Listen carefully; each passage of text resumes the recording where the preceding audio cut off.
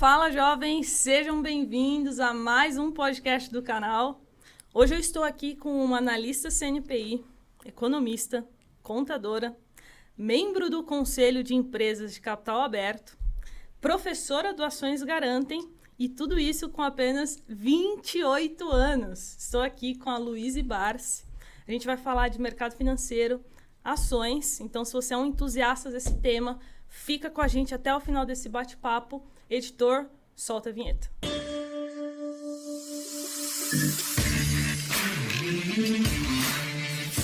E antes da gente começar, quero apresentar aqui para vocês o patrocinador do nosso podcast, que é a iHub Investimentos, que é um escritório credenciado à XP. Hoje a iHub tem 1,5 bilhão sob gestão. Então, se você tem interesse em ter um assessor de investimentos, vai aparecer um QR Code durante todo o podcast. É só você apontar o seu celular. O link também estará na descrição. Então, você acessa lá, abre a sua conta e você vai receber uma mensagem via WhatsApp, te auxiliando ali a dar os primeiros passos e fazer os seus primeiros investimentos, certo? E agora vamos às apresentações. Então, quero apresentar aqui, acho que vocês estão vendo pela primeira vez, a Letícia. Convidei ela hoje para participar como minha co-host. A Lê é assessora e embaixadora XP Investimentos. Então, obrigado, Lê, por você ter topado vir hoje. Obrigada a você. Boa noite, pessoal. É um prazer estar aqui hoje no canal dos Jovens da Bolsa. Tenho certeza que o bate-papo de hoje vai ser muito enriquecedor. Exato. E a nossa convidada ilustre aqui, a Luíse Barsi. E a gente quer te conhecer melhor. Vamos lá. Não sei se o meu público conhece a família Barsi, você. Então, fala um pouquinho quem é a Luíse, o que você faz, com o que você trabalha hoje. Legal, depende. Se você digitar meu nome no Google, é Luíse Barsi, filha do Luiz Barsi, ponto. Ponto. Isso, assim, um dia já me incomodou, mas hoje não mais, né? Hoje eu vejo como uma honra ser filha dele. E assim, ser o instrumento que vocaliza hoje esse legado, né? Então, inclusive, essa semana a gente tava super comemorando, sabe? Meio Anitta no Rock in Rio. Eu parabenizo a mim mesma, sabe assim? Tipo, eu mereço essa... Também tô lá no pódio, eu e os meus sócios, claro, do AGF, o Fábio e o Felipe e o Jean, né? O Márcio foi considerado uma das 500 pessoas mais influentes da América Latina. Então, assim... E o Ações Garantem só tem 3 anos e meio, vai completar 4 anos agora no início do ano que vem. Então, acho que é uma vitória de todos nós, do AGF, mas também do mercado, né? Sim. Pela primeira vez, você tem um investidor de bolsa como uma pessoa ilustre e influente na América Latina. E uma boa influência, né? A gente sabe que influência pode ser para um lado e para o outro. Acho que é um exemplo de humildade. Então, assim, isso no passado já me incomodou, filha do Luiz Barsi, tá? Hoje não mais, né? Porque sei do meu valor, sei também dos meus resultados. E, cara, mercado é tempo, né? Então, e resultado. Então, assim, não tenho pressa, né? Tenho os meus resultados. Se eu pudesse hoje, se eu quisesse, na verdade, parar de trabalhar, Deus me livre, né? Isso acontecer, mas eu já poderia viver dos meus dividendos. Então, assim, é uma coisa geracional também, né? Eu acho que conforme o tempo vai passando, os jovens também vão se espelhando em outras pessoas, né? Então, é um movimento natural. Você é uma inspiração para mim. Legal, obrigada. Então, fala um pouquinho também quem é o seu pai. Porque talvez algumas pessoas não conheçam. Conta um pouquinho da história dele. Então, o Luiz Barsi é o maior investidor pessoa física da Bolsa hoje, né? Da nossa Bolsa brasileira. Claro, tem outros investidores maiores, mas que geralmente investem através de fundos e tal. E por que pessoa física, né? Porque a estratégia dele, lá atrás, que ele desenvolveu na década de 70, que inclusive foi compilada em 74, por aí, num estudo que chama Ações Garantem o Futuro, por isso o nome da empresa, é justamente você comprar boas ações de boas empresas, a bons preços, claro, e que paguem bons dividendos, né? Então, o dividendo é o pilar para você conquistar a liberdade financeira no futuro, no longo prazo, claro, montando uma carteira previdenciária. Então, enquanto os colegas dele lá atrás, na década de 70 e até hoje, né, as pessoas veem a Bolsa como um cassino, comprar na baixa, vender na alta, acabam fazendo o contrário, ele enxergava na Bolsa uma forma de se aposentar. Então, assim, uma coisa muito pioneira para a época, ainda hoje, quando as pessoas ouvem falar, cara, isso é tão simples, como que eu nunca pensei nisso, né? Então, é uma metodologia muito simples, dá certo há 50 anos, né? Outras pessoas também que seguiram ao longo do tempo nessa caminhada também se deram muito bem. Nós 3 somos prova vivas disso, né? Sim. E desde 2019, aí, com Ações Garantem, levando esse legado aí adiante, né? O que eu acho que é muito importante para o nosso país, que é tão carente de educação financeira, É só né? o começo, né? A gente tá só começando. É só o Acho que começo. 5% da população investe. Exatamente. O Brasil é os Estados Unidos da década de 70. Exato. Tem muito potencial. E, Louise, como que é o seu dia a dia? Qual que é a sua rotina? Como que é a sua agenda de trabalho? Seus hobbies? O que você faz? Como foi seu dia hoje, por exemplo? O que você fez? Alguns dias são atípicos, né? Porque eu tenho hoje alguns chapéus de responsabilidade, né? Mas logo quando eu comecei, assim, a gente respira mercado, né? Eu comecei com 17 anos, então já são 11 anos aí de jornada, né? No mercado financeiro. E eu comecei como analista. Então, Equity Research, analista CNPI. Hoje eu não atuo mais, eu atuo para mim mesma como investidora profissional, né? Porque eu enxerguei ali que eu tinha todo o caminho das pedras como analista, mas eu não podia comprar, não podia vender, eu não podia falar sobre o assunto. Então, quer dizer, é a melhor e a pior profissão do mundo ao mesmo tempo, porque eu falo para os outros como ficar rico e eu mesma não posso ficar. Então, eu preferi deixar essa carreira de lado, sou muito grata, né, para a corretora, inclusive, que me deu a oportunidade. Mas falei, cara, vou seguir o que a gente sabe fazer de melhor, né? E a minha rotina foi mudando ao longo do tempo. Então, eu comecei como analista, era mercado, escritório e empresa. Que o bom analista é o cara que pega o sapato e vai gastar a sola do sapato. Você ia com seu pai? Ia com meu pai, meu pai ia representando a corretora, né? Porque eu já assinava a carteira recomendada e de dividendos junto com um time de analistas, né? Então, a gente se dividia, ia cobrir as empresas. Ou até nem ia meio disfarçada mesmo, como acionista, e é aí que você vai pegando as coisas, né? No faro. Então, assim, o analista tá sempre ou escrevendo um relatório ou na rua, acompanhando bolsa, vive, respira mesmo esse ambiente. Aí, em 2019, a gente fundou a empresa, que na época não sabia que ia virar uma empresa, né? Mas a gente decidiu montar o curso e o negócio, assim, cresceu muito rápido. Cresceu muito rápido, também não esperava. Aí eu deixei a corretora, comecei a me dedicar ao Ações Garantem. Então, assim, é uma rotina louca. Tanto eu estava comentando com vocês, né? Essa aqui é a minha farda. Eu tenho que estar pronta, aconteceu alguma coisa, taxa Selic. Aí, né, faz a carinha. Então, hoje eu sou uma investidora que, por acaso, também estou na internet compartilhando conhecimentos. Não o contrário. Infelizmente, nesse boom da bolsa, o que aconteceu foi influenciadores que falam de bolsa. Exato. Não profissionais de mercado que estão na internet. Exato. Então, tem que ser uma via de mão dupla, mas a ordem dos fatores altera o produto nesse caso, né? Então, eu acho que esse é um dos nossos grandes diferenciais hoje, né? E independentes também. Então, hoje a rotina é uma loucura. Eu hoje me divido em 5 conselhos. 5? Meu Deus. 5 conselhos. Assim, conselho fiscal é uma rotina um pouco diferente, é uma vez por mês, geralmente. Então, assim, tem muito material para você analisar, mas você é meio que um analista do passado. Você fiscaliza o que a administração já fez, né? Então, é algo teoricamente mais simples. E tenho ali um conselho de administração e um comitê de auditoria, que aí sim é uma rotina mais puxada, que é na Eternit e no IRB, né? 2 empresas, assim... Nada... Tanto quanto... né? Nada principalmente assim... IRB, né? Nada polêmico. Agora sim, né? Eternit a gente já passou dessa fase, graças sim. a Deus a empresa tá indo de vento em polpa, ainda em RJ, mas caminhando para sair dela, ó, em breve a gente espera, né?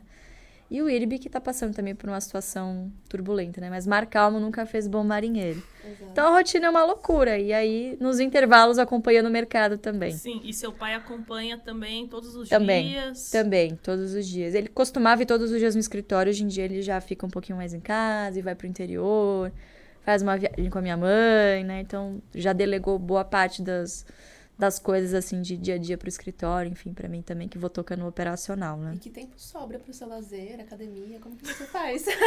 Olha, amiga, tá difícil, eu vou te falar. Assim, a academia foi essa vida saudável, né? Foi uma virada de chave muito grande na minha vida. Eu me vi em 2020, aliás, final de 2019, imagina, no início de tudo, né? Nem sabia o que tava por vir ainda em pandemia e tal, já tinha tido um burnout. E aí eu cheguei no final do ano, fui fazer uns exames, e aí um médico que inclusive tinha feito o curso, me seguia, e falou, Lu, deixa eu te colocar em palavras que você vai entender. do que adianta você acumular dividendos e falar para as pessoas investirem para longo prazo se você mesma não vai ter saúde para usufruir dos dividendos que você está acumulando. Pesado. Sim, Muito pesado, né? E aí aquilo, tipo assim, caiu como uma bomba na minha cabeça. Eu falei, cara, é uma puta hipocrisia, né? Eu falo para as pessoas que você tem que, não deixa para segunda-feira, invista agora, sempre há tempo.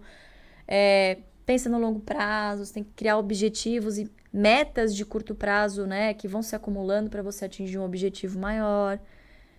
E a saúde, que é assim, primordial, mais importante, negligenciando. Então, quem é das antigas vai lembrar, eu comendo batata frita no meio da live, pipoca, hambúrguer, umas porcaria. Hoje em dia é um whey, uma tacinha de vinho, o Iopro, exatamente. Então, assim, hoje eu posso dizer que, poxa, vida pessoal e profissional meio que caminham juntos, estão mais equilibradas. E final de semana é desligar. Tentar desligar e dar prioridade pra família, pra amigos, né? Porque, assim, ainda mais mulher, né? A gente sabe que tem uma carga a mais, né? A gente sempre é cobrado em dobro e é isso, tem que dar conta. É diferente. Vida que segue. É isso. Show. Vamos falar de investimentos, então? Bora. Quero entender um pouquinho mais da metodologia de investimentos. Legal. E se você segue à risca ali todos os ensinamentos que o seu pai te passou, se você mudou alguma coisa, enfim. Eu acho que assim, seguir a mesma estratégia é diferente de você copiar a carteira. Sim, sim. Né? Então, sigo a mesma estratégia, mas assim, já me desviei diversas vezes ao longo do caminho. Até por eu trabalhar como analista, cara, eu era obrigada a olhar para outros horizontes. Eu não podia só cobrir utilities, eu tinha que olhar petróleo, eu tinha que, varejo, frigorífico, construtora, que é tudo que meu pai, não digo abomina, mas assim, que ele evita colocar na carteira dele. Quando você ele vai nem olhar... olha muito. Não, hoje a gente não olha, não cobre mesmo, assim, prefere ignorar. Por que isso, né? Você tem um foco ali. Fazendo esse filtro, a gente já vai falar sobre isso mais adiante, desses setores, mas assim, ainda sobram umas 100 empresas para acompanhar. Putz, já é muita coisa para você olhar no dia a dia. Então, você acaba desfocando, então a gente não olha e sabe que tem oportunidades em outros setores, claro, mas você, quando está investindo em bolsa, tem que se conscientizar que você não vai estar em todas as oportunidades. Sim. Até porque você vai acabar pulverizando a sua carteira, não vai ver nem dividendo, nem rentabilidade. E é isso que as pessoas querem, né? Ver o resultado rápido. Então vou pôr um punhadinho aqui. Não sei o que vai dar certo, mas alguma coisa vai dar certo. 1000% de R$1, né? Não adianta. Ainda é pouco, né? Então, se eu pudesse resumir a nossa estratégia hoje, eu acho que é você comprar muitas ações de poucas e boas empresas, pagando bons preços, e elas têm que pagar bons dividendos, né? O pilar de tudo isso é a renda. É a renda que vai pagar o seu boleto no futuro, né? E esses boletos ficam muito caros no futuro, né? E o futuro chega muito rápido. Sim. Então, quanto mais cedo a gente se preparar para isso, melhor, né? Então, se o pilar é renda, eu preciso buscar setores que sejam perenes, que tenham previsibilidade de fluxo de caixa, né?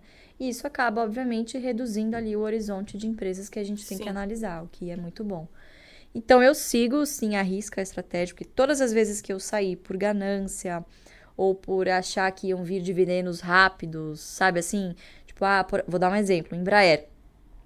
Puta empresa, muito boa empresa, mas não necessariamente uma boa empresa é um bom investimento. Sim. Que foi o meu caso. Então, eu entrei no papel, putz, excelente empresa, só que, por que eu entrei? O que me levou a colocar esse ativo na carteira? Logo quando ela estava para fechar o deal com a Boeing, né, aquela fusão, faltavam só algumas burocracias para serem aprovadas na Europa, enfim, nos Estados Unidos, assim, detalhes, vamos dizer, detalhes. Só faltava aprovar a operação, tava meio que tudo fechado. E ela soltou um documento dizendo, olha, eu vou distribuir, sei lá, dava o equivalente, eu fiz as contas, deu o equivalente a R$8 por ação em dividendo. Eu falei, gente, é isso. Pô, a empresa soltou esse fato relevante. Maravilha, eu vou comprar isso aqui, R$8 de dividendo por ação, se subir ali, sei lá, uns R$4, R$5, eu já vendo. Né? Ok. Não é isso.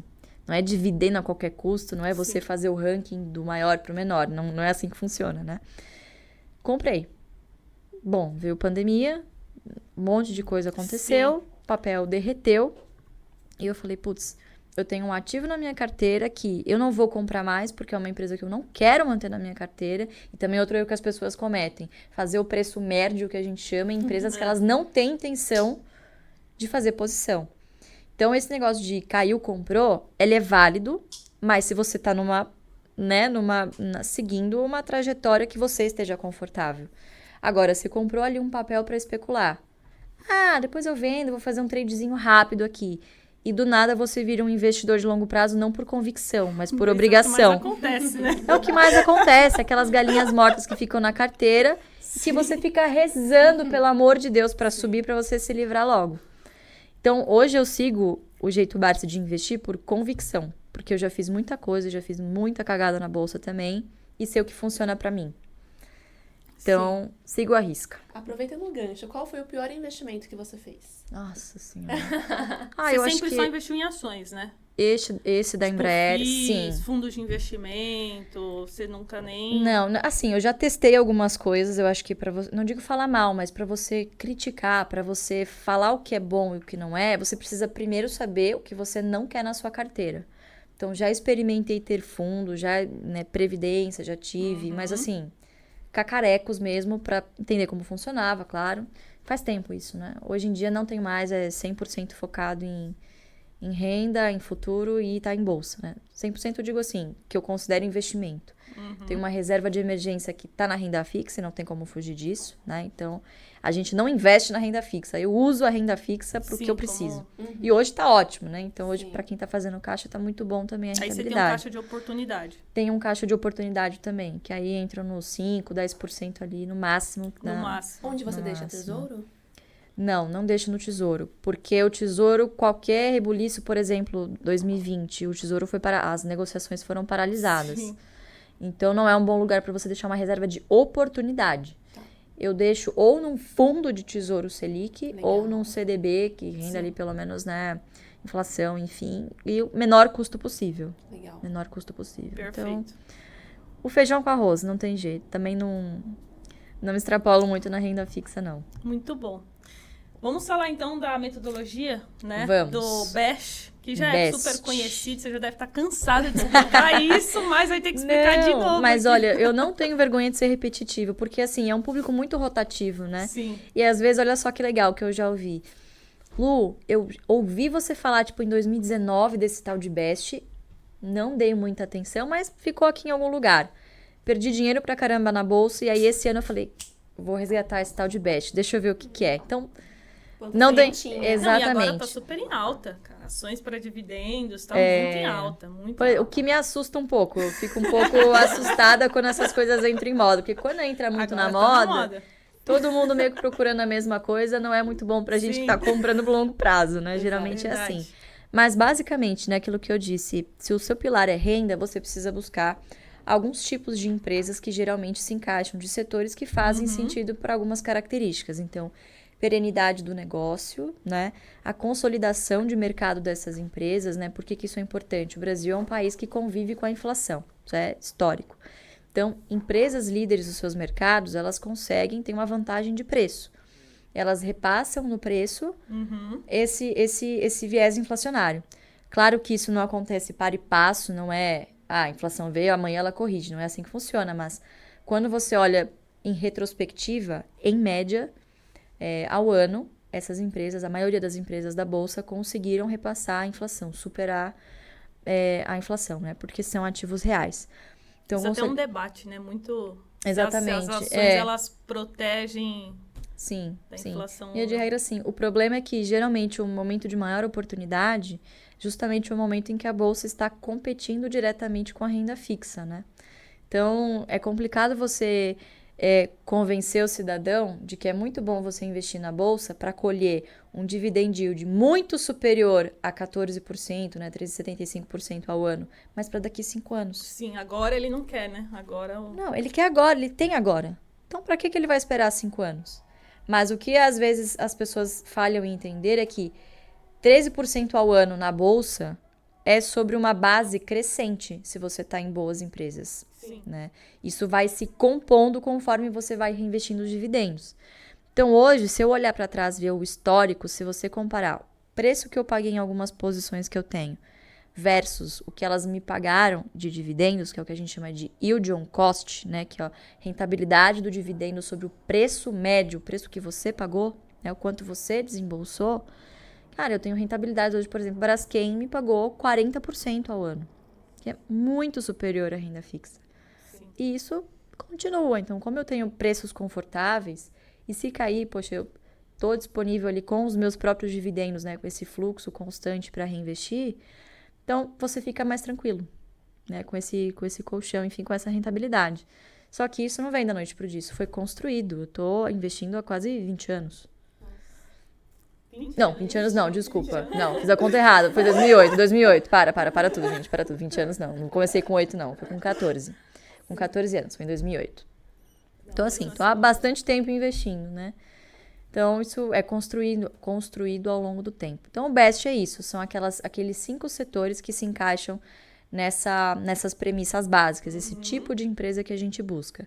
Então, BEST, para vocês nunca mais esquecerem. Bancos, energia, seguro, saneamento e telecom. BEST, de melhor mesmo. É para vocês nunca mais esquecerem esse acrônimo. Impossível esquecer. Claro que não é só você pegar as empresas desse... Ah, a Luísa falou lá que é para comprar qualquer coisa desses setores, né?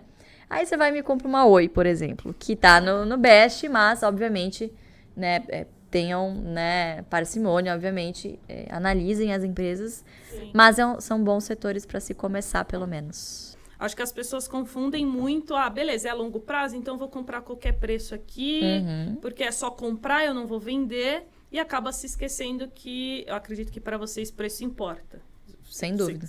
Você que vai responder. Então, queria que você explicasse um pouquinho a regrinha que vocês fazem do preço teto ali da ação para pagar um mínimo, acho que de 6% de dividendos. Para o pessoal entender que eu acho que essa é uma parte muito importante da metodologia, que às vezes o pessoal deixa de lado. Sim. Além de muito importante, é muito simples, né? É acessível, são bases de dados públicas. Sim. Então, para quem não sabe, todos os dados, né, todas as informações sobre as empresas são públicas e estão no site do GRI. Então, se você digitar no Google, Banco do Brasil, RI, Sim. IRB, RI, Itaú, RI, né? Qualquer empresa da Bolsa que esteja listada, mais o RI na frente, tem o site lá de relações com investidores, que você tem acesso a todas as informações possíveis, né, e que o investidor precisa ter acesso. Então, baseado nisso, nessas informações que são públicas, mas que vocês precisam ter um interesse de ir atrás, o que a gente busca analisar ali, né? Como eu disse, boa empresa não necessariamente é sinônimo de um bom investimento. Sim. É o preço que vai determinar isso. Não importa a qualidade da empresa. Toda empresa tem o seu preço. Seu preço justo, né? Claro, isso se você segue o Value Investing, né? Que é a bíblia, né, dos investidores de longo prazo, né? Costuma ser. Então, pensando em preço, o que é muito importante para o investidor? Seria, assim, incabível dizer aqui para vocês, vocês trabalham, obviamente, vocês têm que acompanhar a bolsa todos os dias, toda hora, ficar ali obcecado e tentar comprar na mínima. Isso é impossível, nem quem trabalha com o mercado Sim. consegue acertar ali né, da mosca voando. Não dá, impossível. Então, a nossa preocupação foi, do Barsi na época também, foi desenvolver o que eu vou olhar para, pelo menos, não pagar caro por uma ação. Porque, assim, se eu já sei que eu já não vou conseguir acertar o fundo, eu, pelo menos, preciso estabelecer ali o máximo que eu posso pagar por uma ação para eu receber ali alguma coisa que eu estou disposto. Então, qual foi o filtro que ele começou a usar? 6% ao ano só em dividendos. Às vezes as pessoas falam, putz, mas não é muito pouco, mas a gente está falando só de dividendos. Lembrando que se o dividendo deriva do lucro e o lucro ao longo do tempo é corrigido por inflação, a gente está falando de uma métrica real. Então ele não é 100% comparável com uma Selic, por exemplo. Da Selic você tira o IPCA e aí você tem a taxa de juros real. É com esse que a gente tem que comparar. Claro, no longo prazo é isso que faz sentido. Então, 6% é o teto. É o mínimo que eu quero receber. Com esse mínimo que eu quero receber, o que eu faço? Eu vou lá no site do RI, eu vejo a média, então isso é muito fácil, você vai somar os dividendos por ação em cada ano, divide por 5 ou 6, depende de quantos anos você analisar, você vai chegar ali na média de quanto mais ou menos essa empresa pagou nos últimos 5 anos. E dividir por 6%, 0,06. O que essa formulinha vai te cuspir ali? Que número é esse? Que é muito importante saber interpretar. É o preço teto. Então, esse preço teto é a minha margem de segurança, é o máximo que eu vou poder pagar por determinada ação para receber aquele mínimo de 6% ao ano em dividendos. Então, esse é basicamente o indicador que a gente sempre está olhando, né? Um dos principais? É um dos principais, na hora de tomar a decisão de comprar. Claro que antes de tomar a decisão de comprar o ativo, você precisa analisar a qualidade. Então, aí vem toda uma análise contábil. Então, você precisa analisar não só os múltiplos, mas também EBITDA, endividamento, liquidez, né? Todo aquele fluxo de caixa. Então, tem toda uma análise por trás. Eu tô falando já dos finalmentes, né? Sim. Então, as pessoas acham que a gente faz um filtro por dividendo, o que tá pagando mais no momento. Não, a gente gosta de histórico. Não necessariamente o que está pagando mais agora vai ser o que vai pagar no futuro. Então, por exemplo, a Taesa é uma que está sempre no top 10 das boas pagadoras. Está pagando muito bem agora, a tendência é que continue. Não nesse nível, porque depende muito do IGPM, né? Tende a uma normalização, mas eu não tenho dúvida que vai continuar ali pelo menos no top 10 nos próximos 10 anos, vamos dizer assim, como foi no passado, né? Então, é isso que a gente faz. A gente sempre está acompanhando esses números, que eles não ficam mudando toda hora. Eles só vão mudando se tem alguma mudança de perspectiva. Então, por exemplo, o Banco do Brasil pagava 30%, esse ano determinou que vai pagar 40% de payout, vai distribuir 40% do lucro. Opa, mudou meu preço teto, porque vai mudar o dividendo por ação que ela vai pagar, né? Então, você pode desenvolver duas métricas. Vou fazer uma pergunta aqui. Luiz, ainda dá tempo de comprar Banco do Brasil? O que você acha? Olha, sempre dá tempo. A gente tem duas análises aqui, né? O pessoal se atém muito ao fato de ser uma controlada pela União, né? Então, tem a influência política. Mas é um banco, assim, cujo estatuto, cujas regras de governança têm dado uma certa blindagem, né? Eu acho que de 2016 para cá, pelo menos... tem se tentado isso, né, se conquistar isso com a lei das estatais, uma maior segurança jurídica, né, um comprometimento dos administradores, até uma política mais rígida de indicação pelo governo desses candidatos que sentam nos conselhos de administração, né. Então, hoje não é qualquer Zé Mané de qualquer partido que sentam nos conselhos de administração. São conselheiros também independentes, de carreira, pessoas experientes e que, obviamente, também estão preocupadas com as suas reputações. Então, são pessoas que, teoricamente, têm um incentivo de tomar boas decisões para as empresas e para os acionistas que eles também representam. Então, eu acho que quando você tem ali investidores mais atentos, né, mercado prestando atenção nas estatais e administradores que estão, de fato, tomando decisões em prol da empresa e não do governo, do controlador, fins populistas, enfim, você tem ali melhores empresas com melhores governança. Não estamos ainda no céu, obviamente, muita coisa a melhorar, mas a gente evoluiu muito nesses últimos 5 anos.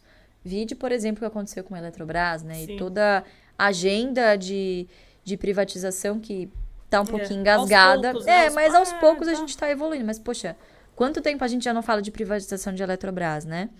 E eu acho que as estatais vieram esse ano para fazer o pessoal morder a língua, né? Então, o pessoal que, não investe em estatal, muito arriscado. Poxa, o Banco do Brasil despontou em relação aos outros bancos.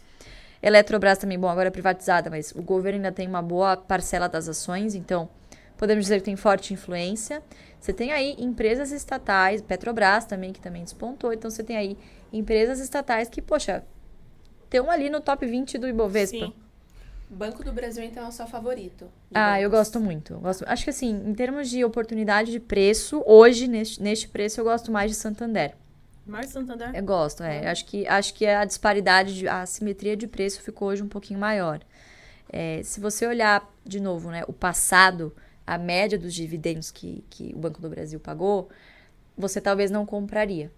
Agora, se você olha para o futuro, né, e o banco já sinalizou que tem metas agressivas de se aproximar dos seus pares privados, então se você projeta o dividendo... As projeções são boas, né? Da XP está em 10%. São boas. 2023. São muito boas, exatamente. Então, acho que talvez ainda dê tempo. Não sei se vai cair, se vai subir, né? Se esse é o melhor preço, é impossível prever o negócio dele. No momento, eu não estou comprando. Querendo ou não, quando você ganha quilometragem na bolsa, você começa umas ancoragens, né? Então, há 3 meses atrás eu paguei tanto, agora tá tanto. Eu comecei a comprar em 2020, logo depois da... legal. Depois então, você tá bem. Despempou tudo, aí eu comecei a comprar Banco do Brasil. Eu falei, Então. cara, isso aqui tá muito barato. Aí acho que o meu preço médio deve estar 30 e poucos.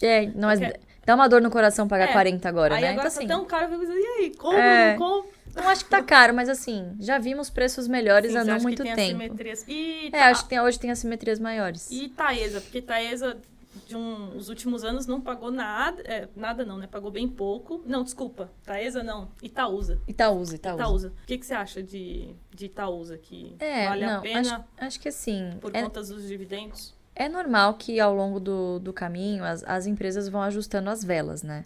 Então surge alguma oportunidade, às vezes ela tem que parar de pagar dividendo para investir. Então o que a gente olha muito é as intenções da empresa, o que a empresa comunica com seus investidores, né? E a Itaúsa tem sido muito clara nesses últimos 2 anos que a prioridade não é pagar dividendo no Sim. momento.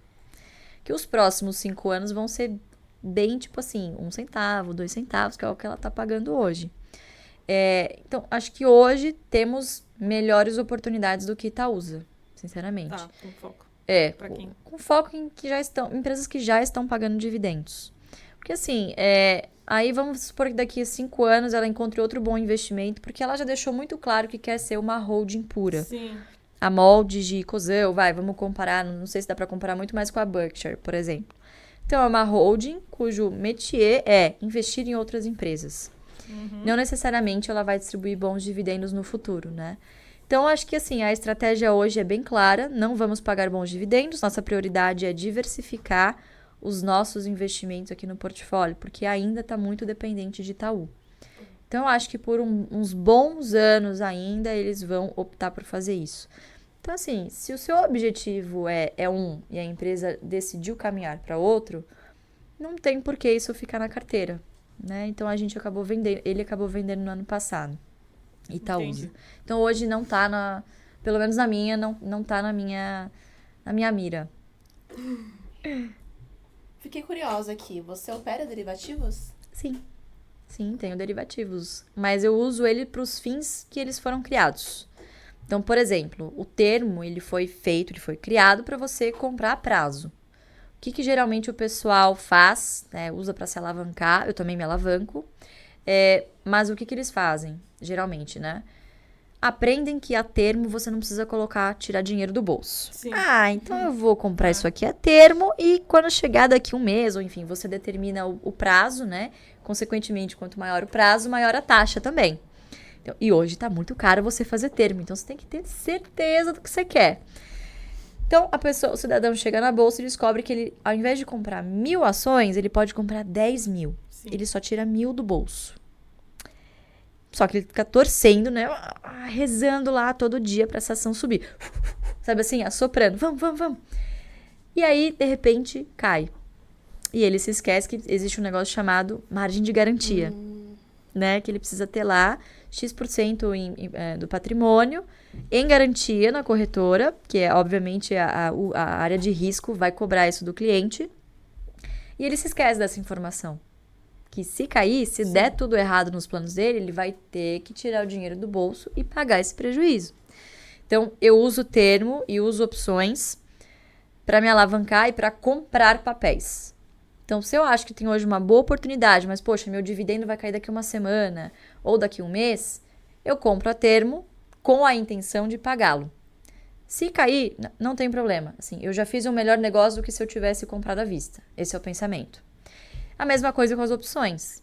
Então, o que a gente faz com as opções? A gente sempre opera na venda. Ou na venda de call, ou na venda de put. E sempre nos extremos. Então, se a gente identifica ali alguma ação da nossa carteira, né, no caso da call, que, poxa, despontou muito, ou muitos pregões seguidas de alta, talvez tenha uma oportunidade ali de você lançar a call, correndo o risco de você perder o papel, claro, mas para você fazer um dividendo sintético, você se apropriar do prêmio. Né? Vocês fazem muito dividendo sintético? Bastante. Depende também dos humores do mercado. Esse ano tá muito bom porque a volatilidade é amiga de quem usa os derivativos. Exato. Sim. Mas tem que estar ciente que se você lançou a call, você tem que ter o papel na carteira. Se você lançou a put, tem que ter o dinheiro para cobrir. Sempre cobertos. As pessoas vão à falência quando se alavancam. Sim. Eu nunca vi ninguém quebrar comprando boas ações à vista. Nunca vi. As histórias que você tem de pessoas que vão à bancarrota, que perdem tudo, é que foram se alavancando. Exato. E foram Sim. perdendo a mão ali. É. Então é isso. Exato. E agora eu quero saber quais as suas maiores posições. Vamos lá. Primeira parte. Olha, não necessariamente é mais importante, acho, as minhas maiores posições. Acho que as posições que mais pagam dividendos, acho que é até mais importante. Consequentemente, acabam sendo também as mais importantes na carteira, né? Mas hoje, sem dúvida, a BB Seguridade hoje, que é quase 30% da minha carteira, já foi mais, mas acabei parando de comprar e comprando outras coisas, e aí, naturalmente, a carteira vai se rebalanceando sozinha, né? Então, BB Seguridade, sem dúvida. Em segundo lugar, Santander. Terceiro lugar, Banco do Brasil. São as minhas 3 maiores posições. Muito bom. Muito bom. Eu gosto. Depois vem Taesa e acho que Petro também deve estar no top 5 aí. Petro. Gosto muito. Gosto. E a sua carteira é parecida com a do seu pai? O que tem de diferente? Quem é mais conservador que quem? Tem muita coisa parecida, mas tem bastante coisa diferente também. Acho que principalmente em portfólio, né? Então, por exemplo, hoje 40% da carteira dele é Unipar. A ação despontou muito, então de novo, né? Essa concentração de tempos em tempos, se uma ação ou outra, um setor ou outro acaba despontando, é normal que essa carteira fique desbalanceada, mas a gente nem olha muito para isso, para falar a verdade. Então, hoje ele tem muito Unipar, bastante Klabin, Banco do Brasil, AS Brasil também são as maiores posições. Eu, como ainda estou no início em relação a ele, não estou no início, mas assim, em relação a ele, ainda estou muito para trás, ainda tem muito feijão com arroz para comer, eu tento focar muito mais nas boas pagadoras de dividendo, para depois olhar para as empresas mais de oportunidade que vão pagar dividendos no futuro. Eu tenho hoje, tá meio que 70-30, mas é meio que um limite para mim, assim. Hoje, para eles, está mais importante na carteira. Foram empresas que foram, enfim, ganhando representatividade ao longo dos anos, né? São muitas décadas, né? Muitas décadas, Tem coisas que não... Claro. Mas assim, a Unipar, apesar de ser uma empresa que não é best, né? Ela vende praticamente para todos os setores que são best. Então cloro e soda e PVC são matérias-primas para várias outras indústrias, né? E apesar de ser comoditizada, você tem ali uma perenidade do negócio, você tem ali clientes cativos. Por exemplo, a Sabesp não vive sem o cloro da Unipar. E a Sabesp é perene. Então, quando você conhece assim, o básico do que a empresa vende, né? Que a empresa faz, fica muito mais fácil de você entender a carteira dele, né? Então, não é best, mas poderia ser, entendeu? Então, assim, hoje já é carteira previdenciária, não é mais oportunidade, mas é uma empresa ali que foge do óbvio, né? Assim como a Klabin também. Então, temos muitas coisas parecidas, mas a gente também já divergiu ao longo do tempo, óbvio, né? Acho que quando é o seu dinheiro que tá ali, você tem que dormir muito tranquilo. Então, não é na cabeça dele que vai ficar, você comprou isso, né? É a minha, né? Então, eu tenho que deitar no travesseiro e estar muito tranquila com o que eu tô fazendo com o meu dinheiro. E antes de você ou ele comprar uma ação, vocês conversam? Conversamos. Nem sempre ele me ouve. Sempre. A gente trabalha junto, né? A gente é parceiro mesmo. E assim, é muito legal isso, né? Porque o que eu tenho pra ensinar pra ele, né? Na minha visão. E ele sempre me escuta. Nem sempre ele faz o que eu achei. Depois eu falo, tá vendo? Eu avisei, falei pra você. Como ele também já me falou várias vezes, viu? Falei pra você comprar, eu falei pra você vender, falei pra você fazer isso. Então a gente fica toda hora se alfinetando, assim, às vezes sai umas... A gente nunca brigou. Nossa, eu respeito muito, imagina, quem sou eu? Mas às vezes a gente tem essa troca de farpas, assim, completamente normal, gente. Só quem trabalha com família sabe o quanto é difícil, né? Sim. Mas, por exemplo, acho que uma das nossas divergências, eu já concordei muito mais com isso no passado, quando eu escrevi relatórios, enfim, foi a Cielo. Ele montou uma grande posição, acho que de novo, né? Não tem certo e errado na bolsa, é o que você dorme tranquilo com as suas ações. Ele montou ao longo dos últimos 4 anos uma posição bem grande em Cielo. A gente começou ali nos R$7, sei lá, alguma coisa assim. Poxa, a ação foi para abaixo de R$2, né? Sim. Quase 2, acho que não sei se foi abaixo, R$2. Chegou bem próximo. Bem próximo, né? E ele comprando, convicto. Hoje o papel já tá quase R$6 de novo.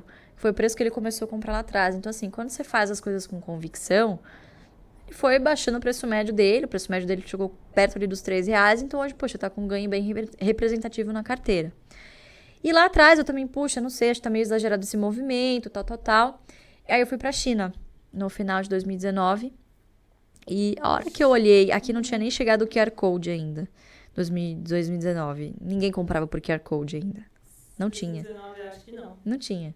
Foi logo depois ali da pandemia, esse monte de live que começou a surgir. Verdade, foi nas lives. Aí, quando eu cheguei na China e eu vi que até o morador de rua pedia esmola com QR Code, eu falei, meu Deus. Você foi pra China? Fui pra China. Ah, tá. Achei que você investiu em China. Não. Eu fui pra China, Entendi. assim, 2 meses antes da pandemia explodir. Por sorte, né? Que bom. E aí eu tava em Hong Kong, depois fui pra Hong Kong, enfim, eu tava em Shenzhen. E aí eu vi ali o morador de rua, né? O mendigo pedindo dinheiro e não era... Lá eles não trabalham mais com dinheiro, nem tem mais. Assim, talvez moedinhas e tal. E o QR Code. E eu falei, que é isso? Aí eu fui escanear, é o QR Code da conta que ele tem no WeChat, que é um super app, que é tudo que a gente veio ouvir depois de Magazine Luiza, que ninguém entendia. É um super app, não sei o quê, que você tem o WeChat ali, que você troca mensagem, lá não tem o WhatsApp, né? Boa parte das coisas do Ocidente são proibidas lá, principalmente quando tange a internet. Tinha que usar um VPN lá. E ali você tem a sua conta bancária, você faz o supermercado, você literalmente vive dentro do aplicativo. Aí eu olhei aquilo e falei, meu Deus, a Cielo tá bem ferrada. Esse é o futuro, porque você vai pro Oriente, China principalmente, você vê o que vai acontecer no Ocidente daqui 5 anos, com algumas modificações ou outra. E aí eu voltei e falei pra ele, eu falei, pai, eu acho que a empresa pode ser realmente que ela tem uma vantagem competitiva muito forte por ter os bancos por trás, mas assim, eu acho que teve uma mudança estrutural tão grande no setor, né? E ele, legal, filha, escutei, mas vou continuar comprando, porque eu acho que a empresa tem algumas fortalezas muito particulares e dessa guerra ela vai sair vencedora. Falei, tá bom. E aí, assim, estourou a pandemia, eu falei, putz, eu vou vender, tava ali meio que no 0 a 0, se perdi muito pouco, assim, era pouco da carteira, eu vendi para comprar outras coisas previdenciárias que estavam despencando na época, me desfiz de algumas coisas que eu estava em prejuízo também, aproveitei para dar uma limpada e voltar para o meu foco de não, deixa eu comprar empresas que já são consolidadas e ele comprando Cielo. E quer dizer, eu deixei de perder dinheiro, ganhei dinheiro com outras coisas, hoje ele está ganhando bastante dinheiro com Cielo. Então, quer dizer, divergimos na tese de investimento, cada um foi para o seu lado com o seu dinheiro e os dois ganharam dinheiro. E o mais importante é cada um ter convicção. Você tinha Exatamente. uma convicção, seguiu ela e seu partinho é Exatamente. outra. Isso acho que é o mais... Às vezes assim, né, o investidor fala, putz, eu devia ter seguido o meu feeling. É verdade. Sim. Você devia.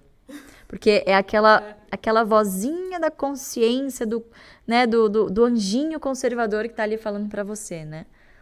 Então, acho que é importante as pessoas seguirem suas convicções, mas o investidor não tem convicção se ele não tiver um caminho muito bem delineado. E focar. Acho que paciência a gente chama de PDP. Prioridade, disciplina e paciência. Show. Pra gente fechar essa parte de ações, então, última pergunta. Tem alguma ação que você considera muito descontada? Só, nossa, essa aqui... Mas se eu falar, amanhã não tá mais, aquelas... Vou guardar aqui pra mim. Não, brincadeira. Não acho que eu tenho todo esse poder, não. Mas é uma que a gente tem falado já há algum tempo, que é a Klabin. Que eu acho que é uma empresa talvez mal compreendida.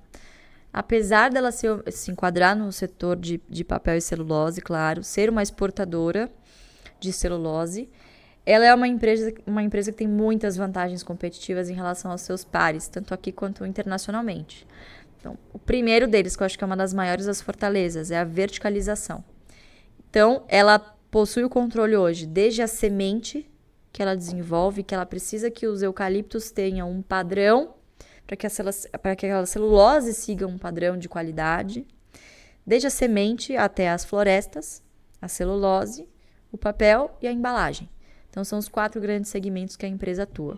E olha que legal, ela foi lá, plantou a floresta, pode vender a madeira. Ah, o preço não tá bom, a margem tá melhor na celulose, vai lá, vende a celulose.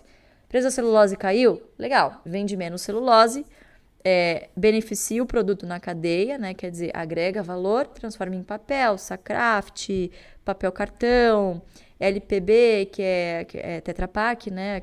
Aquele tipo de embalagem especial, ou vai para as embalagens comuns de e-commerce, enfim, papelão, né? Caixa de papelão. Então, ela tem muitos caminhos ao longo da cadeia. Ela vai escolher a maior margem, obviamente o que vai otimizar ali os seus resultados. Então, você ser acionista de uma empresa que pode escolher para quem ela vende, basicamente, é isso que eu estou querendo dizer, é uma vantagem muito forte, principalmente se você for uma empresa comoditizada, com receitas em dólar. Então, eu acho que é uma vantagem muito boa para a Klabin, né? Que, de novo, é uma empresa que não é best, foge um pouquinho do óbvio, não tem um histórico muito positivo nesses últimos 3 anos, principalmente de dividendos, porque algumas coisas aconteceram no meio do caminho. Então, primeiro veio pandemia, todo mundo deu uma segurada ali naquele primeiro momento, né? Não sabia o que estava por vir.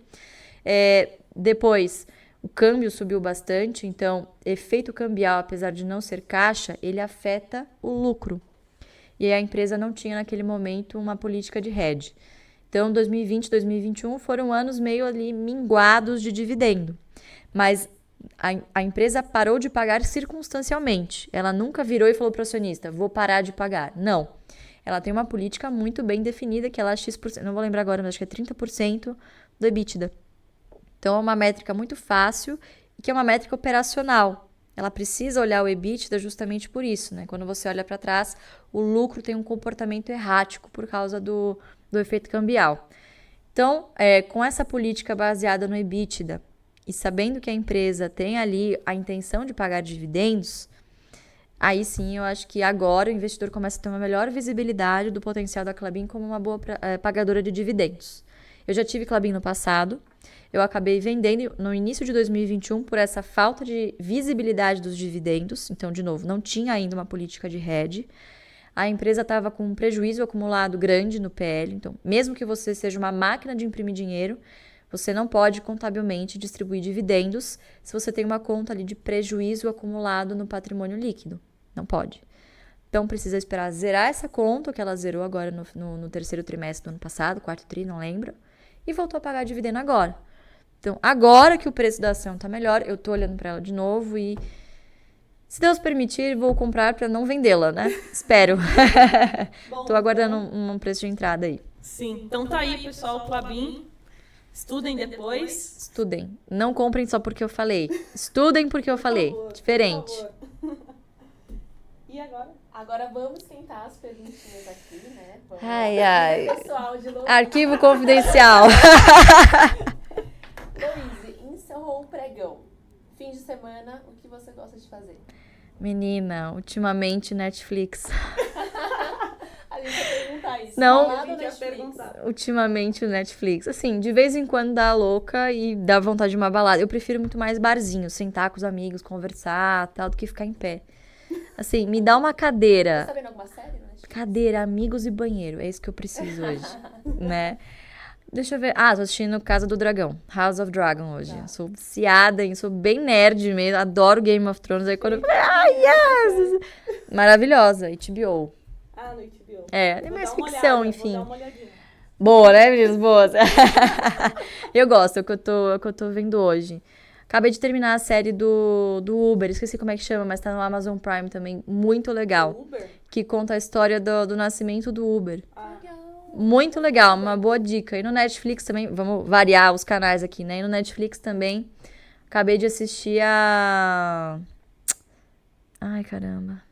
A da Homes. De uma startup também super inovadora, de saúde. Vou lembrar como é que chama, depois eu mando pra vocês.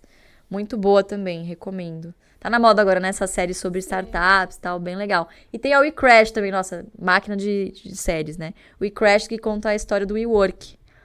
Então, é muito legal, né? Acho que depois que a gente passou dessa fase de tá muito na moda você investir em startup e ficar buscando qual vai ser o próximo unicórnio, né? Ver algumas que deram errado, que agora estão corrigindo o curso, né? Acho que é bem legal. Então, assim, final de semana eu gosto de tirar pra dar uma desconectada, relaxar, academia, fazer o meu aeróbio, o meu cardio e relaxar. Qual o seu restaurante favorito aqui em São Paulo? Ai, que difícil! Ou culinária? Pode ser Culinário, eu gosto de italiano. Italiano. Italiano é uma delícia. Tem muito italiano. Tem aqui em muito São Paulo. italiano, Nossa. não dá pra escolher. É muito bom. Italiano e japonês, acho que são as minhas duas favoritas. É, sem dúvida. Isso você respondeu no comecinho do podcast sobre se você se incomodava em ser conhecida como a filha do maior investidor da Bolsa Brasileira. Você disse que não, que no começo sim, mas depois não. Mas você se sente, de certa forma, pressionada por esse título? Sem dúvida. Antes eu sentia mais a pressão de fora. Hoje eu sinto a pressão que vem de dentro. Né? Exatamente. Logo que eu comecei, imagina, eu não sabia que meu pai era bilionário, já contei essa história algumas vezes. Eu tava na faculdade, passei em frente a uma banca e vi meu pai na capa da Exame com o título Os Bilionários da Bolsa. Ali eu falei, meu Deus, onde eu tô me metendo, né? E assim, e obviamente você sabe que ao longo do tempo as pessoas vão te comparar. Elas esperam que você faça algo magnânimo, ou inclusive ao contrário, que divirja e faça coisas inovadoras e fala, né, ele foi por um caminho e eu fui por outro. Então, assim, é até monótono eu falar que acredito muito no que ele fez e sigo pra mim, arrisca e, tipo assim, vou seguir o legado, sabe? Então, na época, pra mim, foi muito desafiador eu me encontrar, quer dizer, o que eu queria, como ser Luíse, tendo um pai, Luiz Barsi, entendeu? Então, hoje me orgulho muito do sobrenome na internet, hoje eu sou Luíse Barsi. Então, tem muita gente que me segue porque gosta de mim. Às vezes, poxa, às vezes nunca ouviu falar do meu pai. Então, assim, a internet tem essas coisas fantásticas hoje, né? De dar espaço para as pessoas que talvez não teriam no offline. Então, se antes eu tinha muitas oportunidades por causa do meu sobrenome, e eu sempre abracei essas oportunidades. Sempre. Nunca tive nenhum problema com isso. Eu acho que hoje, com a internet, eu acho que com a exposição também, eu tenho a chance de mostrar quem eu sou. E hoje tem gente que segue o AGF por causa de mim, por causa do Fábio, porque cada um de nós tem um perfil bastante diverso. Então, acho que hoje é uma pressão muito mais de mim. Eu sou uma pessoa... hoje eu vejo que é um defeito, eu sou muito perfeccionista. E quem trabalha com internet não pode se dar o luxo de ser perfeccionista. Às vezes você tem que falar as coisas. Então, aconteceu alguma coisa na bolsa, tô ali na minha rotina, preciso falar sobre... competitiva também? Já fui mais. Hoje eu sou muito mais colaborativa. No dia que eu aprendi a delegar... Não, é maravilhoso. Falei, que é isso? Por que eu tava sofrendo esse tempo todo? Então, assim, por eu ser perfeccionista, deixa que eu faço aqui mais rápido, eu faço melhor. Ainda acho, tá? Que eu faço melhor, enfim, que eu nunca erro e tal. Defeitos dos virginianos, né? Mas hoje, assim, eu vejo que se você não delega, quer dizer que você não conseguiu passar, você não foi um bom líder, um bom gestor, não conseguiu passar corretamente pro time o que era para fazer, né? Então acho que é até um defeito hoje eu vejo como uma falha. E na época a gente não tinha time, né? Era nós três que trocava o lixo e olhava o mercado e gravava. A gente tinha um amigo que hoje trabalha conosco, né? Que gravava pra gente os treinamentos. E a gente chegou a gravar, tipo assim, ridículo, em cima de um computador velho, porque não tinha. Então, assim, todo mundo passa por isso, né? E é excelente passar por isso. É muito bom passar por isso, porque, assim... Você dá valor para outras pessoas que estão no início da jornada, você dá oportunidades também para as pessoas que estão começando. Então, todo mundo começa do zero, né? Todo mundo tem que começar de algum lugar. Hoje é um time de mais de 30 pessoas, entre colaboradores internos e externos também, né? Tem alguns terceirizados, pessoal de atendimento. Então, hoje, muita gente depende do que a gente faz. São muitos trabalhos, tributos pagos, né? Então, só quem paga boletos para o governo sabe... a responsabilidade que é, né? Então, hoje, tomo muito cuidado também com as coisas que eu falo, porque qualquer besteira mal interpretada, tirada ali fora de contexto, a gente tá levando um legado de 50 anos nas costas. E basta uma fala errada, um comportamento que as pessoas julguem, né? Pra ser cancelado. Então, hoje, as coisas vêm muito fácil, mas também se esfarelam muito fácil, são muito perecíveis. Então, acho que tomar muito cuidado e sempre incentivar as pessoas a estudarem, né? Acho que esse é o melhor caminho. Ensinar a pescar, não dar o peixe. E, Luíse, com toda essa história, trajetória, imagem e relevância que você conquistou, você sente que isso incomoda ou assusta os homens? Sem dúvida, né? Até comentei com vocês que eu tava no mercado outro dia, aí você vê, né, o cara assim... Será que é? Será que não é? Porque eu tiro tiro o óculos, né? Tipo o Clark Kent. Tá de óculos é o Clark Kent, tirou o óculos é o Superman. Então as pessoas acham que eu uso polo, tipo, todos os dias, né? No final de semana também, né? E aí não reconhecem. E aí é engraçado isso, mas eu não me acostumei com isso ainda, das pessoas quererem tirar foto. Eu não me vejo como uma pessoa extraordinária ou fora da curva, nada disso. Só uma pessoa que é fruto da repetição, né? Quando você faz o básico bem feito por muito tempo... Não, você é esforçado, você destoa. Né? Não, básico, isso não, é esforçado. Não, mas quando eu digo básico, assim, não querer inventar moda, entendeu? Não... A disciplina vence o talento, né? Vence. Sem dúvida. Você é muito consistente, né? Bastante, bastante. E essa é uma característica treinável. Eu não nasci paciente, não nasci disciplinada, definitivamente. Como gênio, eu sou muito parecida com meu pai, mas como hábitos... Claro, nós somos pessoas diferentes, nem teria como, com histórias diferentes. Ele não teve pai rico, eu tive. Então, querendo ou não, tem uma diferença. Eu sei que se qualquer coisa acontecer, eu tenho uma família por trás, né? Ele não tinha só minha avó, viúva ainda, que na década de 30, 40, poxa, era visto com outros olhos. Era muito complicado, no cortiço ainda. Então, assim, são histórias diferentes, as personalidades são diferentes, sem dúvida. Mas... eu acho que ele soube ali, de alguma forma, criar uma ponte entre a gente e querer... Hoje a gente convive muito bem, bate cabeça às vezes, mas a gente tem personalidades muito diferentes nesse sentido. Sim. Então é engraçado. Mais uma aqui. Os homens se sentem inseguros com mulheres independentes? O que você acha? A Já maioria se vivenciou sente, isso? né? Comigo já aconteceu, então eu já vi na pele, não sei com a Lê. Com certeza. Mas... Os relacionamentos já foram por água abaixo por conta disso. Eu tive alguns relacionamentos aí, enfim, o último também foi meio assim, meio que tipo, você acha que a pessoa tá meio que te dando dicas pra... preocupada com você, mas na verdade, internamente tá com medo de, puxa, a mulher vai ganhar mais que eu, a mulher vai se sobressair mais do que eu. Então, acho que a gente tá evoluindo bem nesse sentido, mas é difícil você encontrar homens que convivam bem com isso. Então, assim, eu também não tenho expectativa de casar com... Assim, eu não tenho paciência. Apesar de eu ser herdeira, e ok, sou herdeira mesmo, eu só fico às vezes na internet. Ai, filha do papai, bilionária. Gente, sim. Lutem. É isso, sou filha do Barsi, né? Sou filha de bilionário.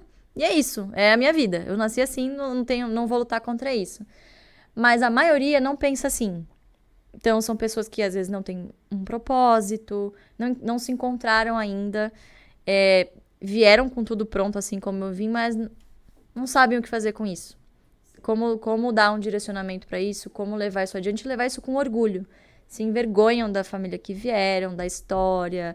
Então, assim, é triste também, é uma prisão. Se você permitir, o dinheiro vira uma prisão.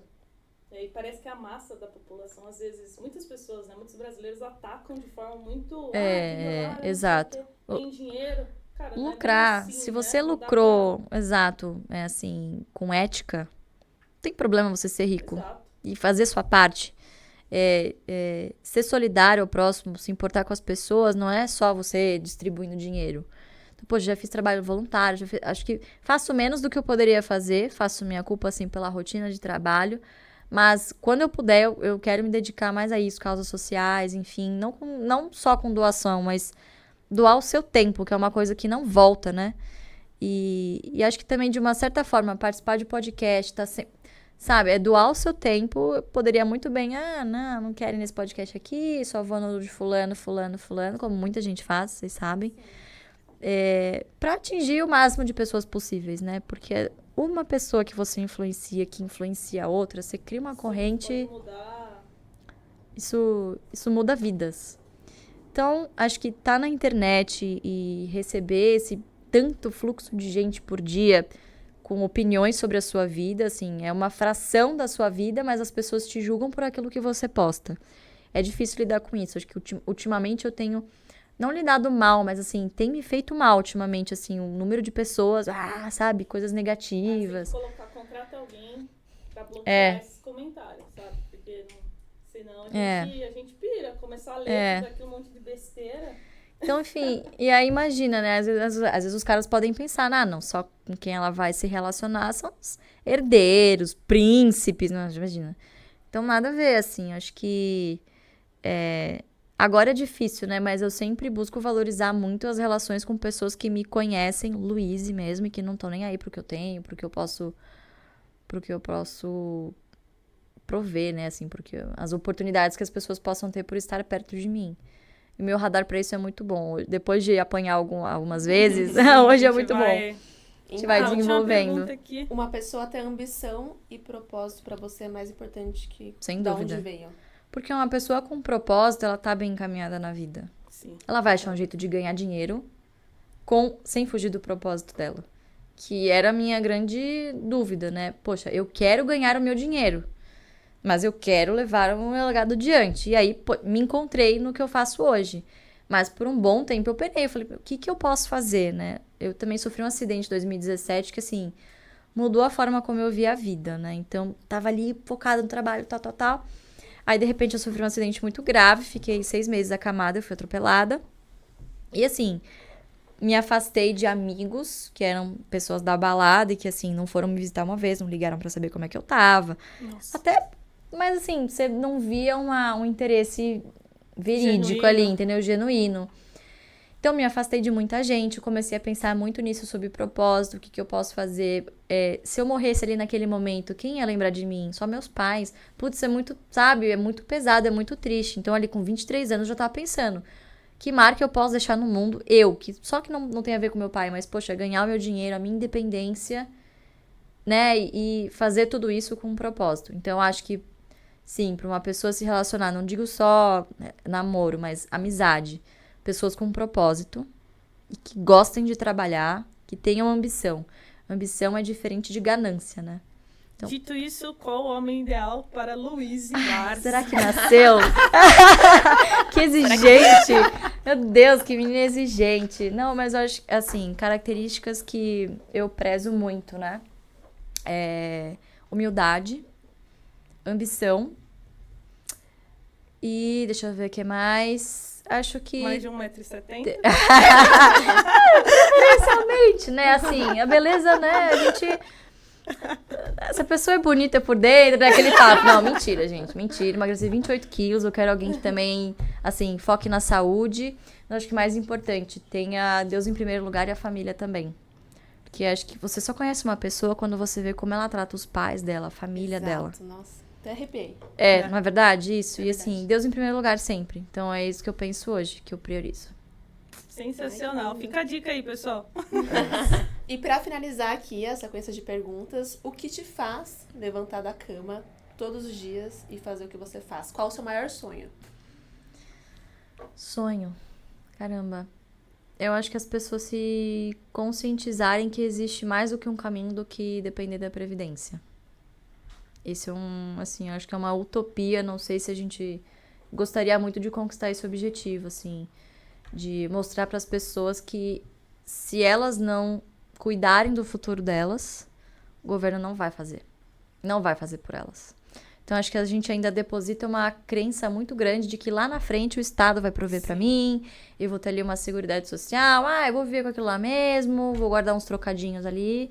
Mas a verdade é que 97% dos nossos idosos ou dependem do INSS, que é uma migalha, ou de parentes próximos para sobreviver.